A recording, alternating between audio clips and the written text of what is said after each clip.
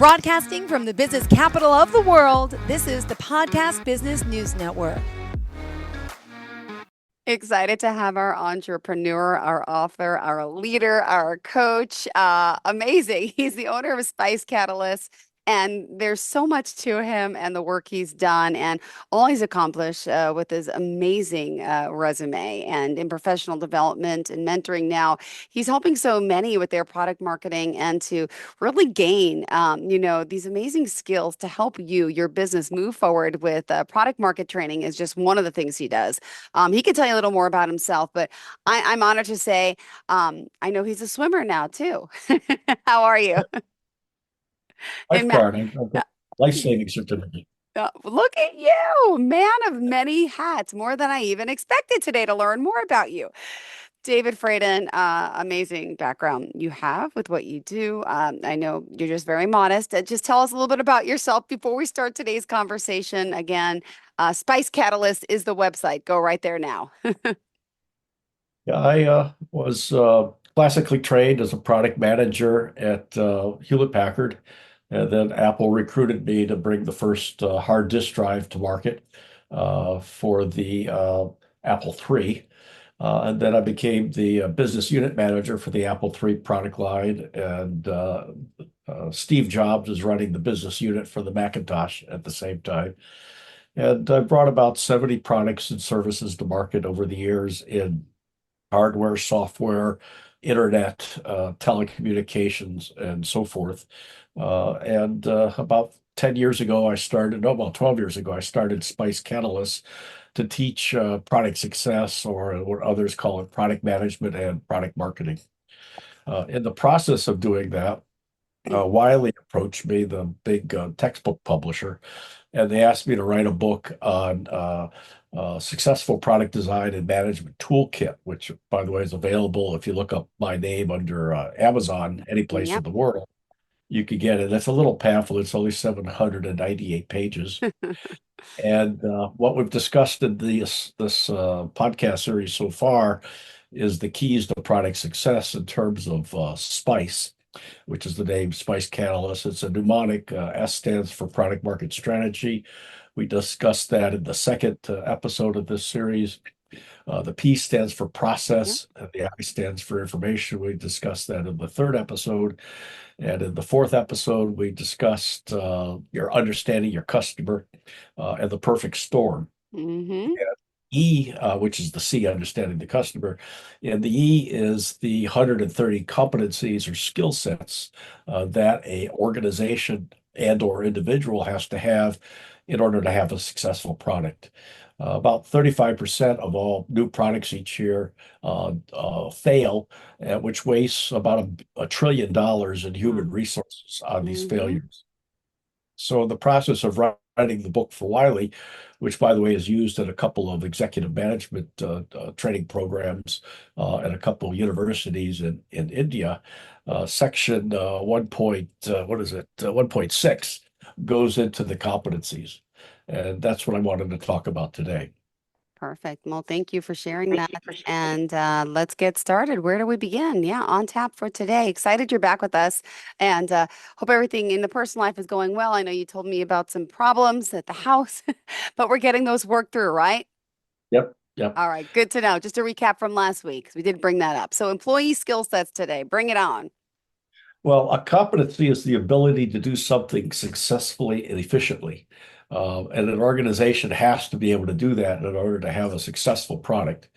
They fall into different areas. The hard skills, which I'll talk about, which are teachable abilities that can be defined and measured, and soft skills, which are less tangible and quantifiable. The hard skills, you could layer them from basic to intermediate to advanced. And you need a few advanced skill sets within your organization, but frequently you can go outside the organization and hire consultants if you're weak in those particular areas. Okay. And what I strongly encourage organizations to do is to do an evaluation of the skill sets and competencies in their organization and at their what levels they're at, basic, intermediate, and advanced, and put together essentially a competency or skill sets Okay. map. and then put together a training program over time to enhance those skill sets and competencies and make them better. At Spice Catalyst, we offer an evaluation service where we can come in and do that for an organization. Some of the organizations we've done this for is like GameStop about 12 years ago and others. Yeah. So getting started on it, first, it's the issue of management. Do you have managers in the organization? And by management, it's a classical definition. What a manager does is plan, organize, staff, coordinate, and direct what's going on. And each of those takes different skill sets. For example, a plan is a layout, a step by step of what needs to be done. Organizing is finding the right group of people to hire and or place in that particular area. Staffing is the finding, hiring, training, motivating, and firing of people. And a lot of people have difficulty doing that. They really don't know how to go about doing it. So that's an important skill. And coordinating. An example of that is I used to handle the PR for the board of directors at Hewlett Packard, and we traveled to Corvallis, Oregon, where there was a division, and then we went to San Diego, where there's a division, and then the board, prior to my joining the company, went to I think it was a division in Colorado, and HP and the HP way tries to keep all of their divisions to less than 500 people, so that the division stays as close to the customer as possible. Well, to the board's surprise, those three separate divisions in different groups at HP had under research and development an inkjet printer. One was doing plotters, one was doing consumer printers, and I forget what the other one was doing. And they didn't know that the other two divisions were doing the same thing. So the board was important in terms of coordinating that development work so research and development dollars weren't being wasted.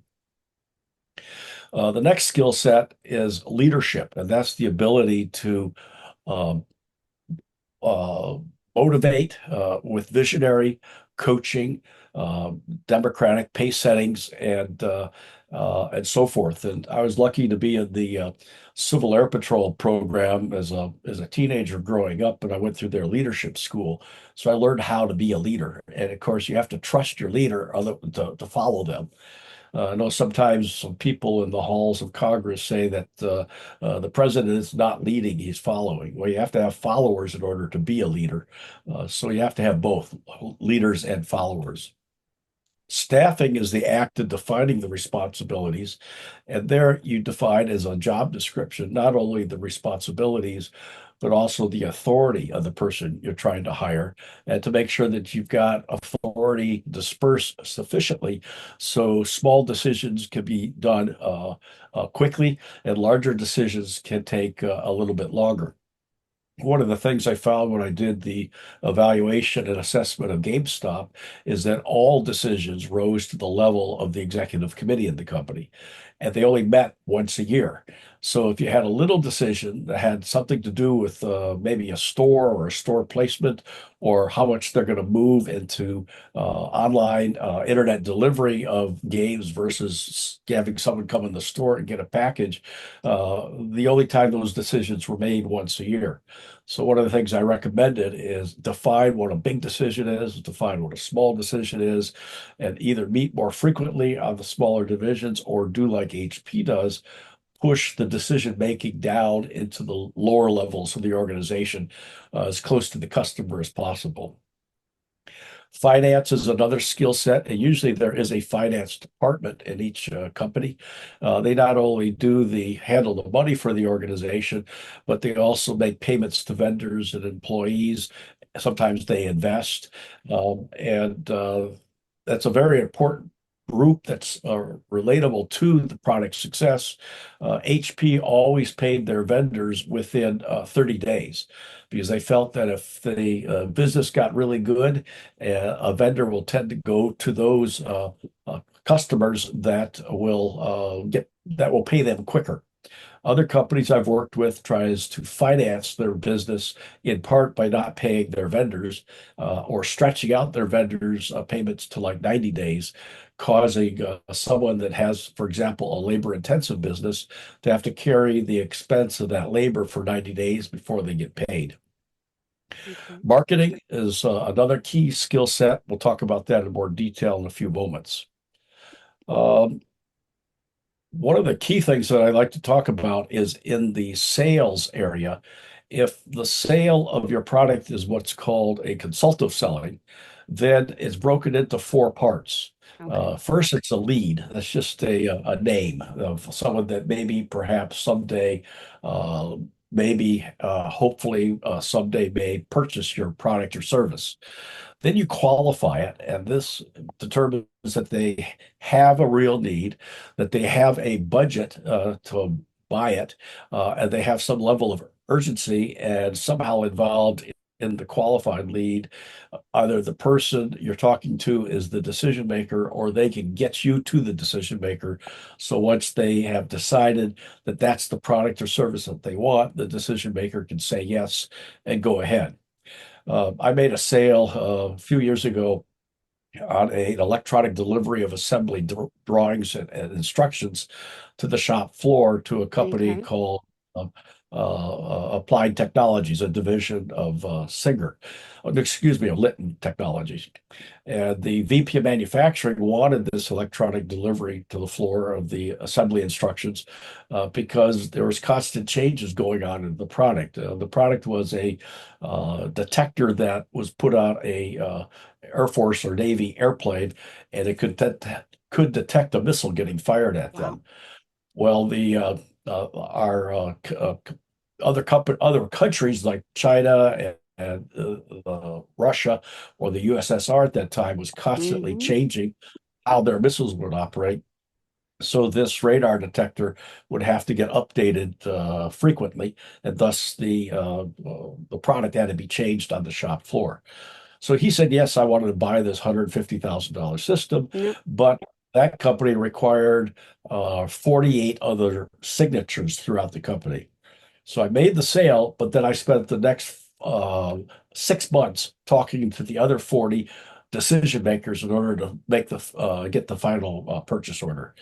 So understanding the qualified is as a prospective customer is important. The third part, and each of these three parts typically take about 25% of the overall effort, is you convert them to a prospect. Uh, you understand what their needs are, your product or Hmm. service satisfies the needs, and you give them a proposal. And then you got to go through the close. I sold a recommendation system to Sears for the Sears.com and Kmart.com websites about 15 years ago. And after I made the sale to those division managers, the uh, uh, the insurance department jumped in and insisted that we have insurance on it. And I had to explain that there's no risk there. So you don't really Yeah. need insurance on software. And but then the purchasing department says, Wow. "Oh, the only reason we'll buy this is if you give us 15% of the stock of the company." Oh, It was like a $15 million deal. So that had may need to have to get other people yeah. involved, put together a written agreement, and finally we nailed all those things down before we could close on the purchase. So most people don't understand that, and that hence they're not successful in the sales part of the area. Another area that you have to have people that are competent in is called business development. And they're different from the salesperson in the sense that they occur before an actual purchase is made. And they try to develop and understand what the customer's needs are. And in some cases, they may help direct Hmm. develop a product to specifically map in to the customer's needs, which leads to a future sale. Account development is after the sale has been made, if there's other divisions that could use the same product or service, then you spread out throughout the organization. Like at that time, back in 2007, 2008, Sears had 140 different operating divisions with 140 different websites. So as a result of making that one sale to the Sears.com, I was able to spread out to the other divisions and make additional sales. And Oh, those sales are a lot less expensive to yeah. accomplish because the the qualification and the reputation of the credibility of the organization doing the selling has already been established within the target customer. Then you need skill sets and companies in the area of support, of service, of installation, then in the areas of product management and product marketing that this series of podcasts cover. And that includes the things we've talked about so far, the product market strategy and so forth. The product development area, you Hmm. have to be able to identify what technologies are available out there and how are they going to change over time. For example, you see the background behind me, that's the view from the lanai of Yeah. my vacation rental condo in Maui. Wow. And when I had it renovated in 2001 and Amazing. put a new tile floor in. I wanted to have internet connectivity throughout the condo. So I had my tiling guy cut a groove in the floor to put in Wow. Cat5 wiring from the front of the unit all the way to the back of the unit because I like to sit out on that lanai when I'm in Hawaii and work. Um, but just a year later, Wi-Fi came out, which Yeah. eliminated for the wiring. And I got fined because he was not supposed to cut a groove into the concrete because it Yeah. was steel reinforced concrete, and the roof may fall on the general store that was below us. So, as far as understanding technology needs, you need to be able to project ahead what kinds of technologies might be coming along. Then there's designing the user experience, and there's 4-year degrees people can get in UX design at many universities. Wow. That's Well, amazing. All these new technologies and jobs. next one is identifying what the partner's requirements are. If you have a partner like an OEM or a systems integrator, you have to have a repeatable development framework. Otherwise, you end up with a culture of blame, which I talked about in an earlier podcast. You got to be able to prioritize which features need to be developed Hmm. second and third. You have to validate that thing that you built is actually going to work before you ship. You got to freeze the schedule rather than letting the schedule slip until such a point in time as you miss the market window. And you have to plan to deal with risks. For example, the pandemic was something that very few people anticipated, and it nearly decimated our entire restaurant industry, for example. Wow. Yeah. Took a while to adopt. So having an emergency plan like that is very helpful. Then there's the issue of marketing and launching the product, understanding the customer's journey and what information needs to be delivered and what steps of the customer journey. Yeah. We talked a little bit about the customer journey in an early broadcast. Understanding differences in markets. For example, I was approached by a company out of India that had a texting based product. Oh. At a time in India, if you sent a text, it was free. In the Oh. United States at that time, it would cost 50 cents. So the product never was going to work in the US market coming from the Indian market. And it's very much true in the other direction. The European markets are different than US. Asia markets are different. Middle East markets are different. Russia markets are different. For example, in Germany, there's no such thing as direct email or direct mail marketing because it's against the law to keep a list of people. And that dates back to the Holocaust, where the Nazis kept a list of the Jews and then used that list to do unsavory things to the people on that list. So you have to understand the differences between the different markets. You have to have the ability to develop messaging. And then in the area of promotions, packaging, and bundling things, like at Apple, we knew that John Sculley, the president, was formerly the president of Pepsi. So we put together promotions that says if you buy 5 Apple IIIs, you get the sixth one free, Wow. which was common pop soda marketing technique. John understood that immediately and signed off on it. Um, then identify the media where your customer lives and have your media mix in terms of your advertising. Distribution channels are very important because if your sales force and your distribution channel is not calling on the people that would buy your product, then you've got to develop that in order to be successful. Next one is training the sales force and the support people. Okay. Uh, Having a sales tool plan where you know, do you need brochures? Do you need websites? Do you need PowerPoint presentations? Do you need podcasts? Do you need videos? And then the overall sales planning, public relations planning, advertising planning, content planning for the internet, in particular for social media planning, metrics and analytics so that you can monitor. In the olden days before the internet, one advertising exec says, I know I waste 50% of all the money on advertising. I just don't know where. But today we know exactly where what ads are working effectively with A/B Mm-hmm. testing and what things are not. So you can optimize on that. And then you need the skill set for scheduling and for budgeting. Some people can't put together a budget, so that has to be taught. And then in operations, warranty, order fulfillment, supply channels.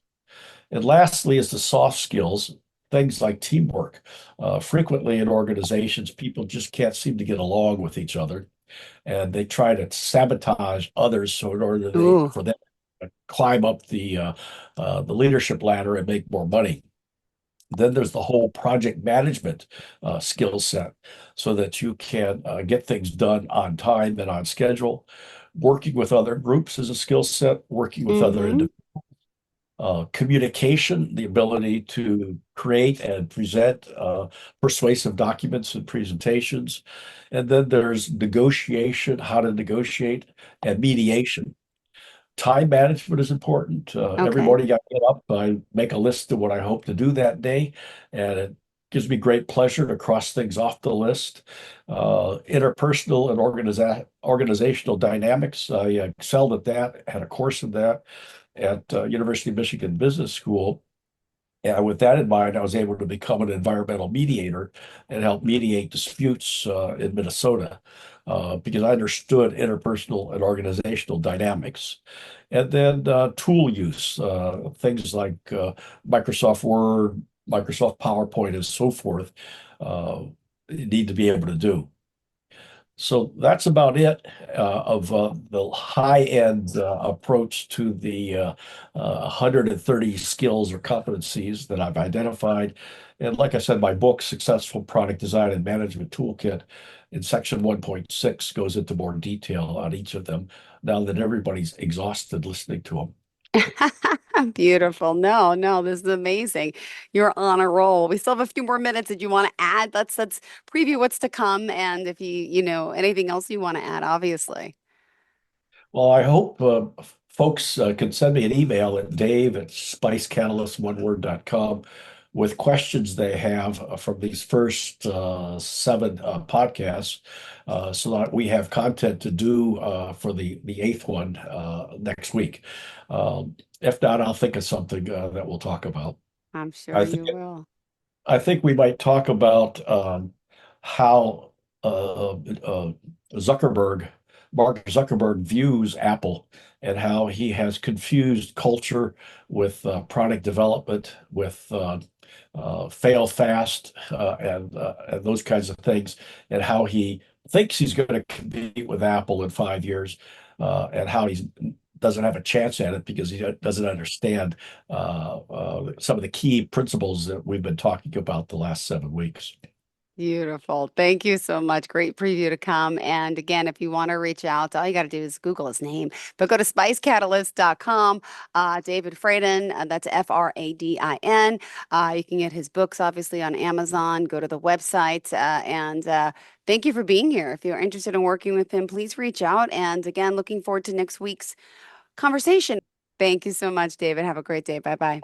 Are you looking for even more of the podcasts and hosts that you love? The Podcast Business News Network is proud to announce that you now have even more ways to listen live. Check out the MyTuner Radio, online radio box, and Simple Radio apps on iOS and Android, or find us online. Search for Business News Network on mytuner-radio.com, or search Podcast Business News Network on streama.com and onlineradiobox.com/US. Take your podcast on the go and don't miss a minute of the action.